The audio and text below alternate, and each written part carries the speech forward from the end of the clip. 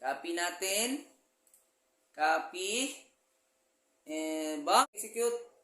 Okay, andito na. Ayan, welcome back again sa YouTube channel natin kung saan ay tuturuan ko kayo kung paano ba install si KRNL or kernel. Ayan, sa screen natin yan, makikita nyo guys, gumagana na siya and gamit ko ngayon yung OOHub. Ayan, sa sobrang daming nag-request na ito sa akin, so di ko na mabilang sa daming nag-request ng KRNL or kernel. So ito na nga guys, hindi ko kayo papahirapan pero medyo mahirap nga to, pero hindi ko kayo papahirapan. So let's go! Ito na ang tutorial, let's go! Pero bago ko pala makalimutan ng lahat, gusto ko munang i-shoutout tong mga tao na to. Shoutout kay Michael Javier, sabi niya, pa-shoutout po sa next video mo, idol. So ayan, next naman natin, sabi naman ni Diffin DY o Dai, salamat Koy, sulit ka talaga. And then sabi naman ni Moises Aisin YT, Lods, tutorial naman kung paano mag-download ng KNR kernel exploit sa Roblox. Ito na nga yun. So ayan, shoutout sa'yo. And shoutout naman kay John Philip Abiog. Sabi niya, maraming salamat kuya, mabuti na lang. May Tagalog, hirap maintindihan yung English.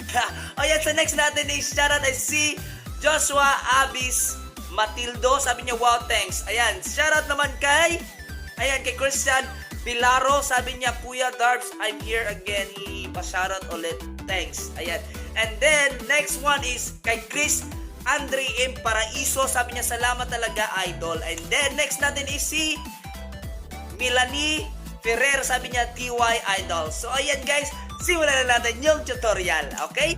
So, ayan guys, bali guys, itong link na to ay ilalagay ko po sa pin comment. So, tignan nyo lang po ang pin comment natin. So, ayan, nandito po yung ating kernel or KRNL. So, marami nag-request nito. Download mo lang, click mo lang yung download, and then, wait nyo pong mag-download. Sobrang bilis lang po ng download niya. Kung makikita nyo naman, meron nakalagay dito na discard. Wala kang keep na button. So, ang gagawin mo yan ay click mo tong Control plus J. Nung ni-click mo yung Control plus J is ipapupunta ka dito sa download. So, makikita mo na merong button dito na Keep Dangerous File. So, keep mo lang dangerous file, pero hindi po talaga dangerous lang. Hindi niya lang alam kung ano yung file na yan. So, huwag kayong mag-alala, wala po yung virus. So, let's go, keep natin yan anyway. So, makikita nyo na guys, na-download na agad siya. Meron dito nakalagay na show in folder. So, click natin yung show in folder.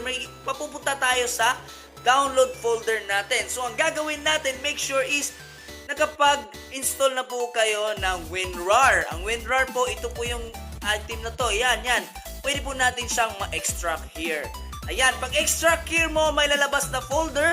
And then yung lalabas na folder is yun na po yung KRNL mismo.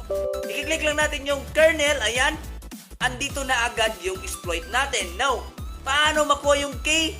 Let's go, gawin na natin guys. So, bali guys, hindi nyo pa ito magagamit agad-agad kasi meron pa tayong pupunin na K para fully magpa-function po siya. Okay, so ngayon guys, punta tayo dito sa ating Roblox.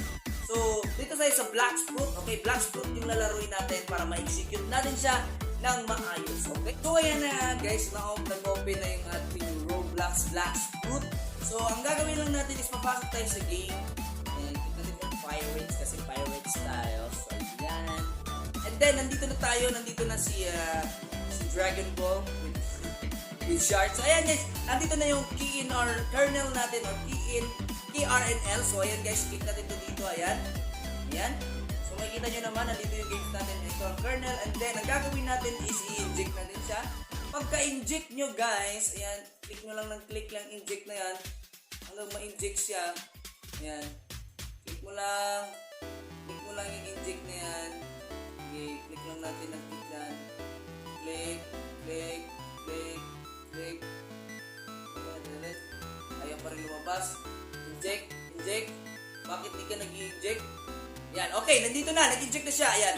Checking version. May ito, waiting for this specific scanning. Ayan, kumikita mo naman dito is kailangan mo ng K. Okay, please enter your K. Okay, please enter your K. Kung makikita nyo guys, merong site dito. Ayan, yan yung i-highlight mo. Highlight mo lang itong site na to. And then, Control C para makopy siya. Control C. Ayan, then labas tayo dyan, punta tayo sa website, and then we're gonna open it, and then Control V para ma-paste yun, and then boom! Kunin na natin yung K. Ayan, kung makikita nyo, agad-agad nandito yung K. Okay, wait. For some cases, no, hindi siya dadirect talaga doon sa K na kernel. So, minsan, pupunta po siya sa dito na site. Itong link vertice. So, meron kang makikita dito. Pag napunta siya sa dito na site, hindi mo na agad nakuha yung K. Dito ka mo pupunta. So, click mo lang tong free access. Yan, click mo lang yung free access. Pag click mo sa free access, meron ka makikita dito na article. So, click mo lang yung article and then X mo. Wait for 5 seconds. 5 seconds and then X. And then meron ka makikita dito discover na hindi pa naka-check. Click mo yung discover na yan. Click mo yung pinakauna and then mapupunta ka sa ibang site which is i-close mo lang and then X mo agad to. Pagka X mo, ayan, continue ka na with your K. Ayan. 3 beses mo siyang gagawin hanggang makuha mo yung K na nakikita mo dito ngayon sa video ko. Okay, balik tayo. Okay? Copy lang natin yung K. Ayan, copy natin yan. Bam! And then, we're gonna paste it on, kita nyo dito sa Roblox, dito yung kernel, sa kernel version 2.3 and then mouse to mo lang, pag click mo sa mouse to, direct paste na yan, and then click enter, and then mag-checking na siya. Oh, bakit incorrect? Wait. Copy natin. Copy. And bam. Okay, ayun. Nakikita nyo, mababa lang kasi. So, kanina yung finish natin, medyo mataas yun, mali yun. Ito, mas mababa o parehas talaga. Ayan. So, ngayon, enter natin. Bam, checking. Correct. So, correct yung ating case. So, gagana na yung ating kernel. So, X natin yan. X natin. And then, punta tayo dito sa ating kernel. And then, copy tayo ng isa pang script natin. So, gamitin natin yung OOHub kasi yun yung pinakasikat sa channel natin. Ayan, OOHub. And then, copy natin to. And then, we're gonna paste it here. And then, dapat nasa 1 to yan. Nasa 1. Punta tayo dito. Make sure na yung nilagay nyo na script is nasa 1. Okay, nasa 1. Okay, nasa 1 yan. So, ngayon, ito yung Roblox, no? So, ang gagawin natin execute na lang natin siya. Execute. So, execute natin ulit. Execute.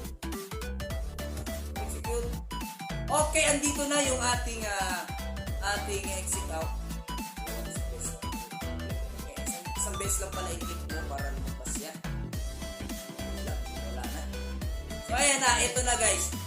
Gumana ng ating OOHub. So, ang kernel natin nandito na. Ayan. So, makikita nyo naman, wala yung mouse ko. Ayan. Farming. Ayan, nandito na. So, kung gusto mong mag-farm, ayan, nandito na lahat. So, medyo lagi lang kasi itong ating laptop, guys. So, medyo lag lang itong laptop na gamit ko. Ayan. So, bali gagana na yan, guys. Mag-auto level ka. Click mo lang auto level. Boom! Kung makikita nyo, guys, lumilipad na siya kung saan siya gusto niya magpa-level. Ayan! Sana mayroon kayong natutunan dito sa ating video and salamat sa mga nag-request.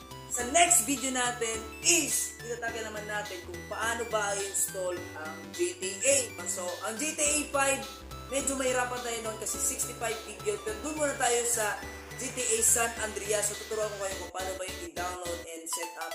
So, and install. So, let's go. Ayan, shoutout sa mga nanonood nito. Thank you.